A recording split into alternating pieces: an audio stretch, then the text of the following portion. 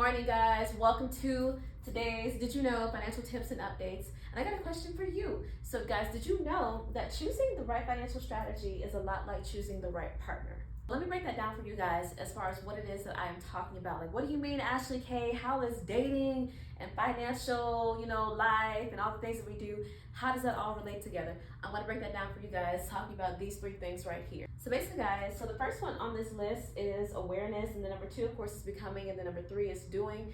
I just want to say, before I get into what this is going to be about as far as today's tips and updates, what I want to share with you is that most people, they focus on number three, the doing, and that is important. Yes, we do need to take action. That's actually part of my core values, and it is vitally important, but we have to start with number one first, okay? So let's talk about number one, awareness. Basically, when I started my dating journey at the very beginning of this year, so guys, I'm not sure about you, but when it comes to like my goals, all goals, personal and business, I write them all down inside my journal so that I'm able to keep track.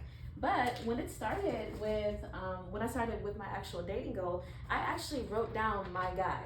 I wrote him down as far as the things that I am looking for, like what it is that I have to have as far as non-negotiables.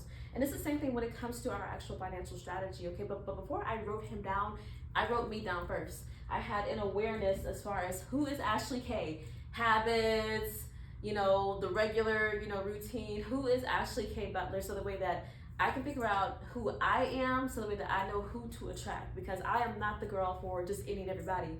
I am the girl for a specific type of guy that I wrote down. So number one is awareness as far as who I am, my habits, and then of course, who is the guy, like as far as what it is, like what is it that you actually want? And it's the same thing when it comes to our finances, okay? So yeah, I want to be a millionaire. Yes, I want to own this. Yes, I want to have these things. Okay, that's great. Okay, but who are you today? Or who are you at the very present moment today? So once we figure out who we are today, then we can work on becoming, and then the actual doing. So becoming part of it, okay, so I focused on, okay, so I know who I am, I have the awareness, number one, okay, then number two, okay, is, okay, who is it for me to attract this guy? Not what is it that I need to do, no, who do I need to become? Who is the lady that he's looking to date and be with?